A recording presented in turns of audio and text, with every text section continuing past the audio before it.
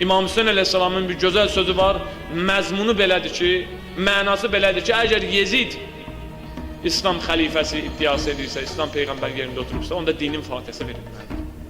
Bu bir sürü nə deməkdir? Yəni, hakim əsas rol oynayır məsələdə.